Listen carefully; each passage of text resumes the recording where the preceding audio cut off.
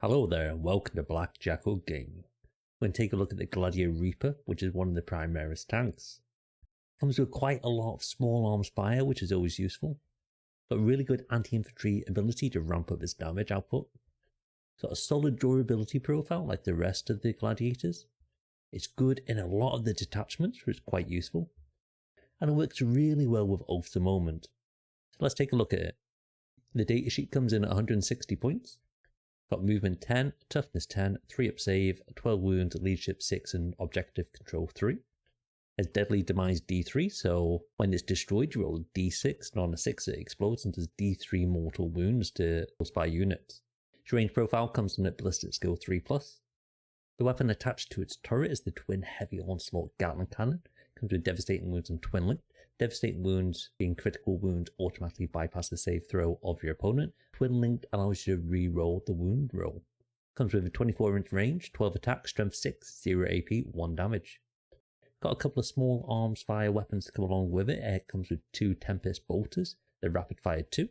So each one is a 24-inch range, 4 attack, strength 4, -1 AP and 1 damage. That rapid fire 2 allows you at 12 inches to get an additional 2 attacks per weapon.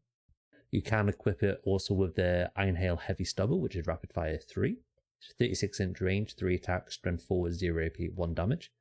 And finally, you can put an Icarus rocket pod on it, which is anti-fly 2+. So on a wound roll, you automatically wound flying units on a 2+. This comes with a 24-inch range, D3 attack, strength 8, -1 AP, 2 damage. Its melee profile, it comes in at the standard weapon skill 4. And it only has armor tracks, which is 3 attacks, strength 6, 0 AP, 1 damage. Its ability is rotating death. This model's twin heavy onslaught Gatling cannon has the sustained hits 2 ability when targeting infantry models. This means when you critically hit, you get 2 additional hits. So what buffs can you give it? Well, first of all, there's the Tech Marine, which is the only leader that can really buff it. So this guy has 2 abilities. The first in the command phase. If he's within 3 inches, you can return D3 wounds. And as well as this, he can give the Reaper a +1 to its hit roll. Taking a look at the detachments that he's going to do well in, there's the Gladius Task Force. The detachment rule is the Doctrines, which you've got the option of your advance and charge, your fall back and shoot, or your advance and shoot. It's got a really nice stratagem called Storm of Fire. This grants you the ignores cover keyword. This means when you're targeting a unit, it cannot get the benefits of cover. So it's not going to get that additional +1 to its save throw, which is really nice because you are 0 AP. And if you're in the Devastator Doctrine, it increases your AP by 1, which is really nice because it allows you to really focus in on those heavier units, the Space Marine units, where you want that -1 to go through. On your bolters, you're already at -1, so that puts you on a very nice -2. In the Anvil Siege Force, their detachment rule gains you the heavy keywords, you get +1 to hit, which is always useful. And then they have a stratagem called Battle Drill Recall. If you're stationary, you get to critically hit on a 5+. Now what makes this really good is that rotating death ability goes off on a critical hit. So if you're critically hitting on a 5+, it means you're going to get those sustained 2 into infantry more often.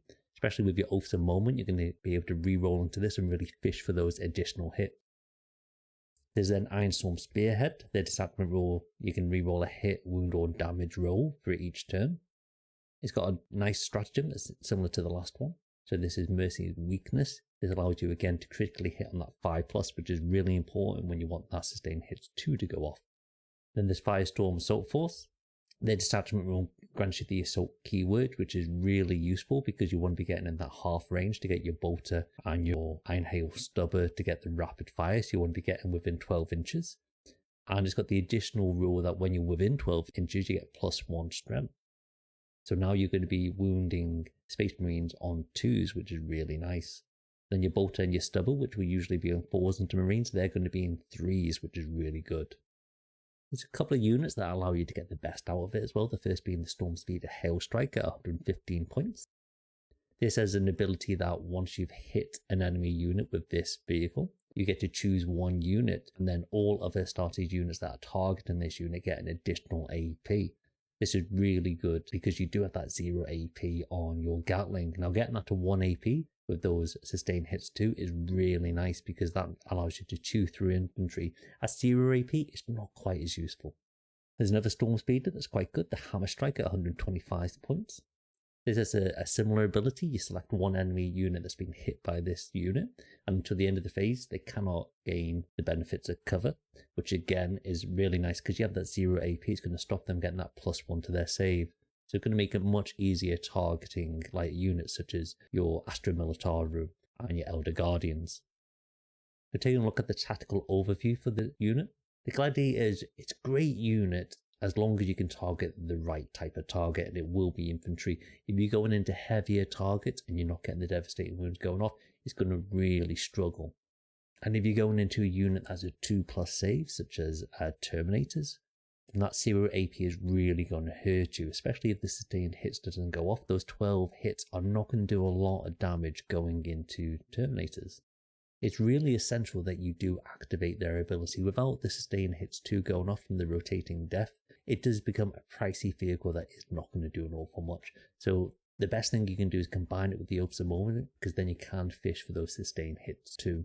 You want to roll as many 6s as possible. So don't be afraid of rolling 3s and 4s again, which would have already hit, because you do really want to try and get those 6s.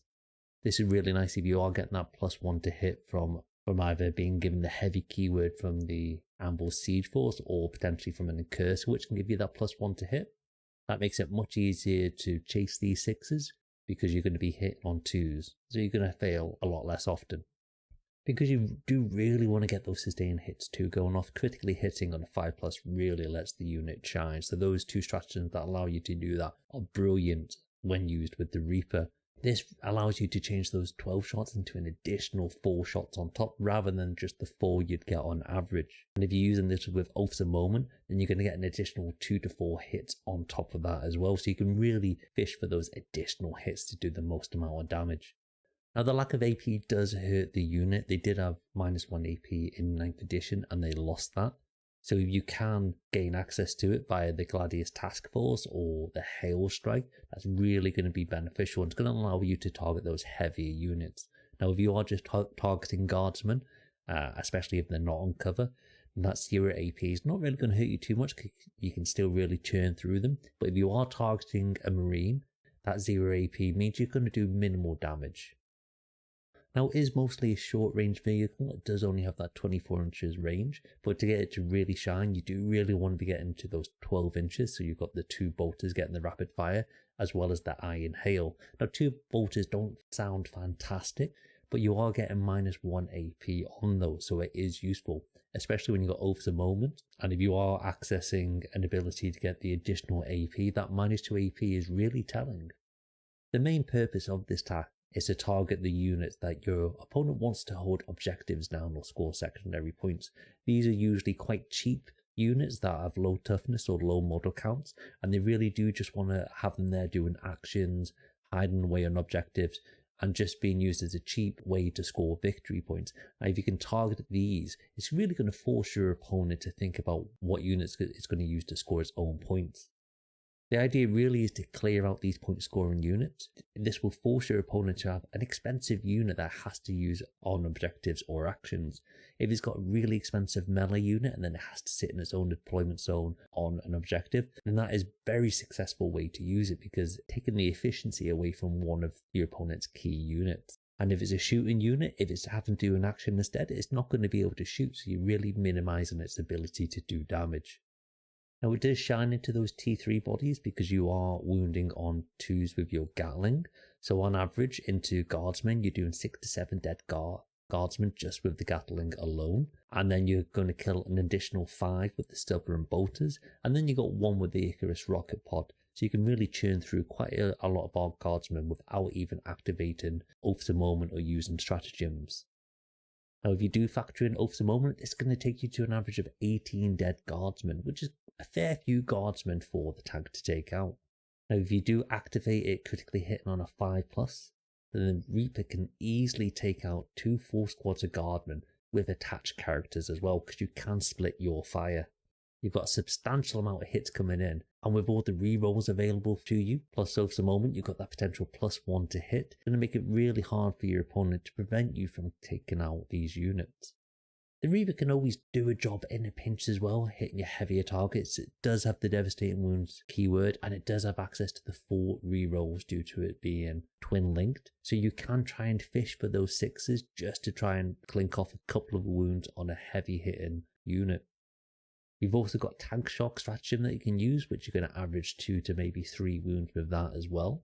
And if you combine that with the Devastating Wounds, you potentially from 1 CP can do 4, 5, possibly 6 mortal wounds onto any unit in the game.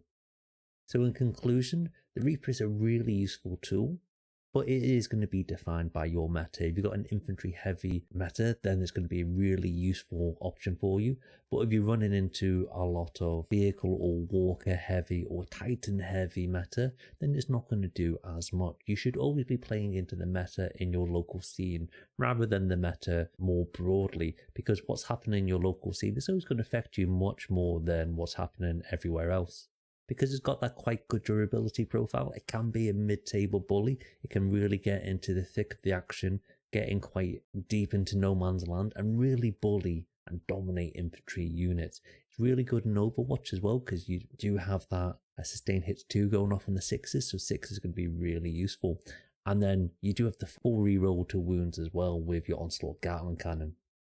What's really good about the kit when you buy it is that it can be built into any of the 3 gladiators, so you don't have to buy them separately, and it can also be built into the impulsor. Now it doesn't have all the different options of the impulsor to go on top, but it can run as your standard impulsor. And what's really good about it is that you can swap between them quite easily with minimal effort, with no magnetization required, because the weapons on the turret are all push fit, which is really good. And then the back part for the impulsor you can literally just pick up and take off. So it's really easy to use for all 4 options.